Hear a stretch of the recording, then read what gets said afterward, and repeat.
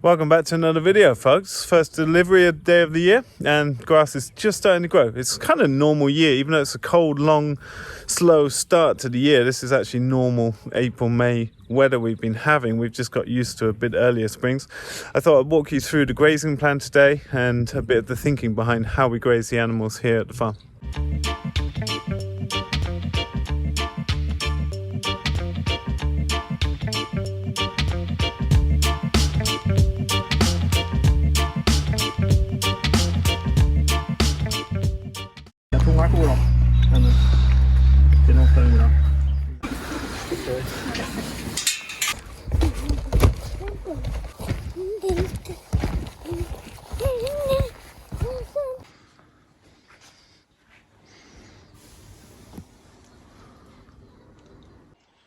Paper pot and leeks.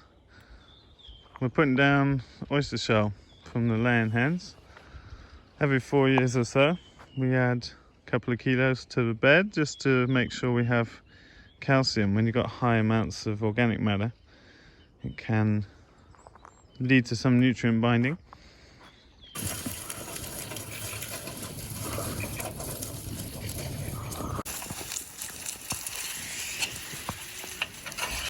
Paper pot leaks. Welcome to Operation Vole Irritation. Any port in the storm?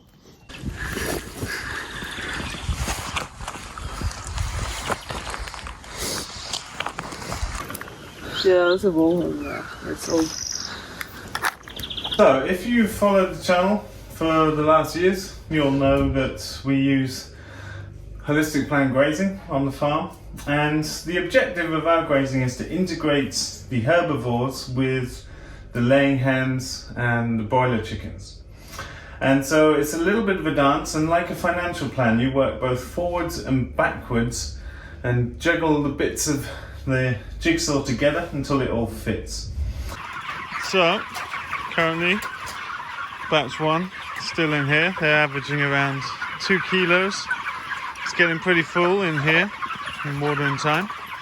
Not something we've ever done before. If you're not sure why we've made this decision, obviously we are not particularly interested in raising birds indoors. We are faced with a major economic decision. There's about 30,000 euros of income here, and we figured that we couldn't afford the amount of employees we have if we cut out this. And in the early process of forming a team, it's not nice to send people away. The birds have done fine. I mean, it's been very cold spring, so they've enjoyed being indoors, I would say. But it's not something that we particularly advocate, but tough decisions for all poultry producers this year. But the gang have done a great job with keeping the bedding good, keeping it clean and hygienic in here, and it's worked out better than I expected so far, although we've still got quite a while to go, and the birds are going to double in size at this point. It's day 11 in the brooder for this gang, so hopefully with the current state these will be out on the pasture. So not so many birds out on pasture either way this year, but that's all part of the planning that we have to consider for the grazing plan. So egg mobiles are still locked in. Birds are doing okay. They're a bit bored in there. They've got a bit of structures to keep them occupied, and we can put branches with leaves and things for them to get busy with here and there. Now, hopefully, just be a couple of weeks until the ban lifts. There haven't been new cases. The grass is getting green and the ecosystem is starting to act. Don't know how long they can stay in this tunnel. As the heat progresses, it's going to get inhospitable, but we just got to wait and see over the next few weeks what we'll do there. These are the new energizers we've got from Voss Farming. So these are the only energizers that can power to poultry nets satisfactorily. The original boxes we used when we moved onto the farm are no longer available, and these are the units that can power to electric 50-meter nets in long grass and still produce a decent amount of welly. I've explained how you do this in the past, but I'll do it quickly again. We write down the name of all our fields: top field, front field, nut field, and then our neighbour's land, K1, K2, K3. And we write their size in hectares that you can find out on Google Earth, really easy. And then we estimate the quality of those against each other on a scale of 1 to 10, where your best field you mark as 10. And if you're just starting out for the first time, you make that up and just guesstimate based on what you think you can see. And you'll soon get information after the first year that you can improve that and watch it change over time. For example, front field used to be our best field. Now top field is our best field. If you have animal days per acre or animal days per hectare recorded, you can use the actual numbers in here. But you've got to start somewhere, and estimates are good enough. Then in this column, you take the size, 1.1 hectares here, times 10 to get the estimated relative paddock quality, and you do that for each subsequent row. Then we add up all of our estimated relative paddock qualities and divide them by the number of paddocks to give us an average. In this case it would be 14.12. But we're working with two numbers here because our neighbour's land is not in the grazing plan most of the year, because we cut it for haylage and then we graze it at the end of the year typically. So we've also done the same and calculated the average of the estimated relative paddock qualities just for our fields. You'll see why in a minute. Then we come down here and we write our recovery periods. Now recovery days is when grass, if you imagine grass has got 3 tree leaves growing and you come and graze it, how heavily you graze it isn't important. That's just light or heavy grazing. It will recover exponentially faster the less you take off, but that's nothing to do with overgrazing. Overgrazing is simply a matter of time. Time you stay in one place and time till you return to that place. So if you want to be truly safe, you need to let that plant grow back more aerial material than it had before on the last grazing, so that you know it's put back energy into its root system and you're not living off a credit card, as it were. I've explained this in more detail in older videos, so I'm just going through it very quickly.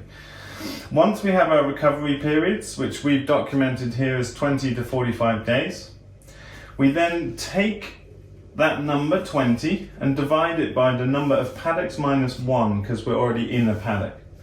And that will give us a range of 4, and then 45 divided by 5, 9. 4 to 9. The red numbers here are the numbers we would use if we're working just with our fields, which is what we're going to be doing here today. So that's what those numbers are. And what we're trying to do with this grazing plan, the goal and objective is to never overgraze our grass and to integrate the cows intelligently with the chickens. So the broiler chickens, they're best grazed onto short grass so that they can find their way around and forage new growth, and also to get their manure straight down onto the soil surface where it can be assimilated and turned into a fertilizer resource. With the laying hens, we typically want to cut the grass a little bit before them, but then we want the grass to grow back that there's enough of an armoring on the surface that the hens are not destructive to the soil, because they will scratch a lot. And so we like to have a bit of grass. We also like to graze tall. We like to trample a large amount of our grass. We like it to express itself high and get, up to my chest height. We like to put 40-50% of that back down on the ground as a carbonaceous mulch, graze some, and then leave some standing too. So that's the objectives overall. On the vertical columns, we note things that affect all grazing. Like a cow is going to slaughter here. So then our amount of feed per day is less, obviously, and it's a particularly big cow who's never had calves. Here are days when animals go out, or when our silage runs out, when birds are on the field, when they're slaughtered, etc. So vertical lines mark things that affect everything. What we're trying to get to is these numbers over here, which seems like all these arbitrary numbers, but actually works out beautifully mathematically, and it gives us maximum and minimum times that we can stay in any field to know that we're never going to overgraze our plants. We've also got some information down the bottom. Now, top field is 1.7 hectares, but actually only 1.1 hectares are flat field space where we can take an eggmobile. Front field is 0.57 hectares, but only 5,000 square meters of flat space we can move an eggmobile. And nut fields, whilst it's over 2 hectares, only 1.7 hectares we can take the eggmobile. And because the eggmobiles have two 50-meter electric nets, and because we have tree rows in all of our fields, 9 meters in top field, 12-meter tree rows in front field, 10-meter rows in nut field, that means our fences will be 9 by 41 meters or 370 meters squared, 38 by 12 meters, 456 meters squared, or 10 by 40, 400 meters squared. And so by understanding that, we know every time that eggmobiles come into top field, 2 eggmobiles moving every second day can stay there 29 days. In front field that would be 10 days, and in nut field that would be 42 days. And so that's important because they're on a fixed rotation, whereas the cows and sheep would have ever-changing sizes of paddocks based on the amount of forage they need during the day. So when we start out with the plan, we're looking at a few things. We made the plan yesterday, that's here on this orange line. And then this vertical line tells us when we estimate our haylage will run out. And we like to spend a few days transitioning between fresh grass and haylage, because in the spring when the grass is all growing new, it's full of energy and it's got no fiber. So you get serious problems if you stand at the back end of a cow first thing in spring. So we like to give them at least 4, 5, 6 days of transition period. So estimating when that's leaving, we've got to consider how early we can get the animals out to not impact the grass too heavily first thing in spring, which will put it back the whole year. And so we're actually going to go to our neighbours' land and do a very quick run around all of their land, leaving enough time for it to recover for cutting haylage, which typically we end up doing mid-July. Grass is biologically programmed to go to seed by midsummer, which is here. But most of the people that have hay rigs that we could contract out to cut tend to have their own fields to cut first, and so we get pushed back into July time. So we wanted to know, can we get around our neighbour's land quickly enough to not impact it too heavily, but leave enough time for our grass to get away before we come back to our land? And in this case we can. So these numbers, the minimum and maximum amount of time we can stay in any field, are calculated by taking the estimated relative paddock quality divided by the average of all, multiplied by the average grazing periods. And so we're actually using these red numbers because we're only working with with our fields in this case. But when we include our neighbour's land in the plan, we're using the blue numbers. So you can see, to go through the neighbour's land, we've got to go between 2 and 5 days in K1. K2, we've got to be between 7 and 15 days, and in K3, between 7 and 15 days. So we've taken a sort of mid-period, we've taken 3, 9 and 9 days to go quickly in very big paddocks, a few thousand square meters a day in cases. That would leave us till about the 7th of June to come back to our land. And that's fine. By that time we'll have knee-high grass that will be thick and thriving. So that works. So we plotted these first green lines.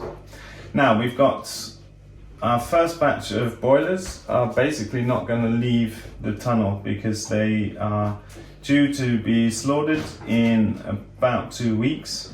And even if the ban did lift before that, there's not really a lot of point going through the logistical effort to move 1,000 birds out onto pasture for a couple of days. And it's quite likely the ban will not lift until then. So we're saying that batch 1 remain indoors. If the ban lifted around the 17th of May, when the cows go out onto the pasture, they would have this many days, and we would be putting them in top fields because we rotate the batches of broilers through each field to spread the manure over the years, and it's their turn to go into top field. So at this point we plotted the maximum amount of time they would be in top field. And that's important because we've got to coordinate with that with the cows. So the cows will be coming back from the neighbours, they would naturally go to top field.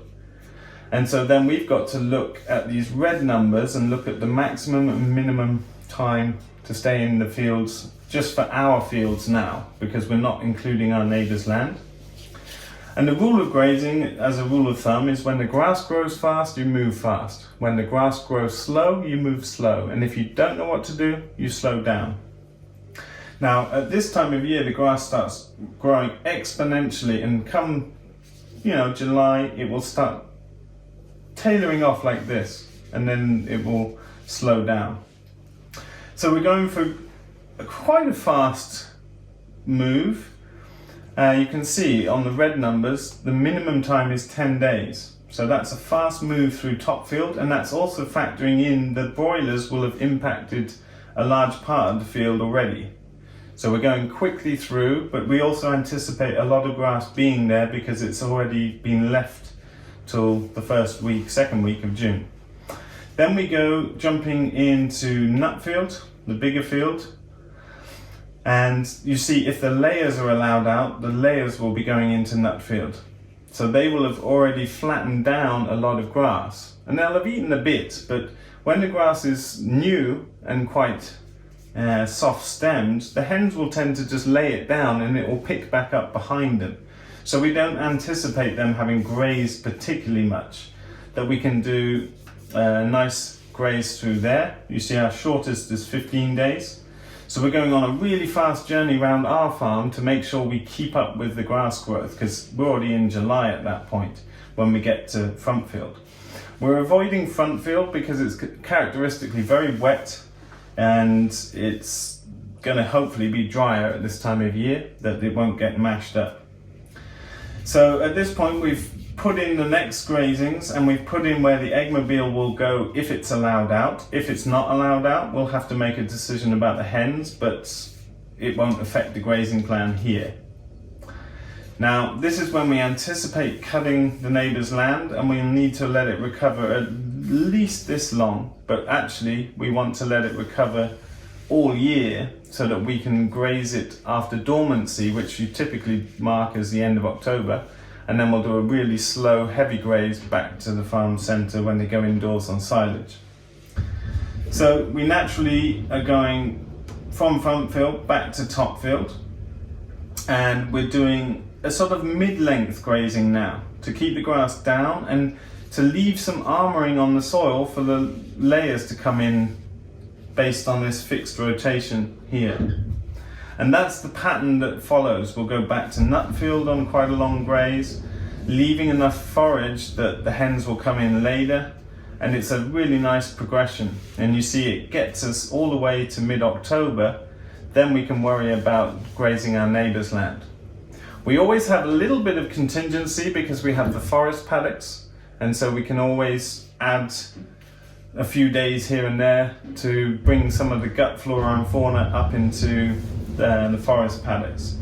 And this is a provisional plan. What we will do when we hear that the poultry ban is lifting, we will sit down and replan this all again and just double check our assumptions and thinking. But right now I really like this progression. It's going to let our grass really get going in the spring, and there's a really nice progression with the layers following the herbivores, knowing that we'll leave enough armouring on the soil. So a nice plan that's come together, and we will see how that goes, but I'll update you on that as we go throughout the season. So talking of recovery periods, you see that we first come into top field on the 7th of June. We come back into the field on the 7th of July. So we have a month's recovery time at the time of year when the grass is growing fastest, where we would expect recovery in 20 days or so.